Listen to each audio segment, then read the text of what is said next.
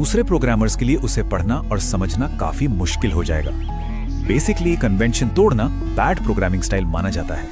यही हमें ले आता है हमारे चौथे हिस्से पर, रेकमेंडेड नेमिंग कन्वेंशंस, कोड की तहजीब। अगर एक अच्छा प्रोग्रामर बनना है तो सिर्फ कोड चलाना काफी नहीं दिखना चाहिए। ये कुछ बेहतरीन सुझाव हैं। स्टेप 1, वेरिएबल्स के लिए हमेशा कैमल केस का इस्तेमाल बेहतर है, जहां पहला शब्द छोटा हो, जैसे फ्रीक्वेंसी काउंट। स्टेप 2, कॉन्स्टेंट्स को हमेशा अपर केस स्नेक केस में लिखना चाहिए, जैसे कैपिटल, मैक्स अंडरस्कोर साइज या पाई, ताकि वो कोड में अलग ही हाईलाइट हो जाएं।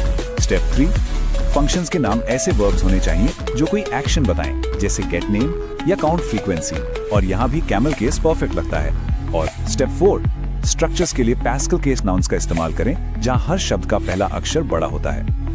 इन छोटी छोटी बातों को अपनाने से हमारा कोड एक वेल ऑर्गेनाइज्ड फाइलिंग कैबिनेट की तरह साफ और प्रोफेशनल बन जाता है। अब बढ़ते हैं आखिरी हिस्से की तरफ, द कीवर्ड कॉन्फ्लिक्ट एरर। आखिर कानून तोड़ने की सजा क्या है?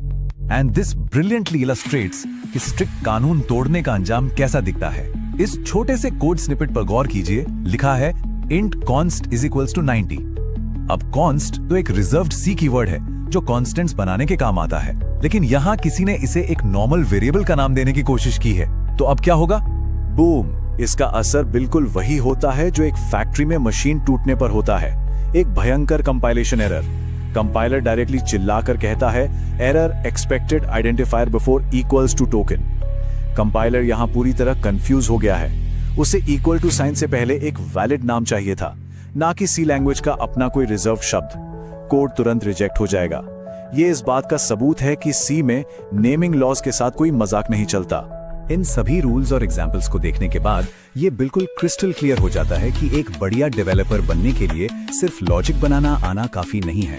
हमें लैंग्वेज के स्ट्रिक्ट लॉज और कम्युनिटी एटिकेट दोनों को फॉलो करना पड़ता है। तो इस विश्लेषण के आखिर में सोचिए जरा, सी लैंग्वेज के बाहर प्रोग्रामिंग की इस विशाल दुनिया में और कौन से छुपे हुए नेमिंग कन्वेंशंस और लॉज मौजूद होंगे? क्या हर नई लैंग्वेज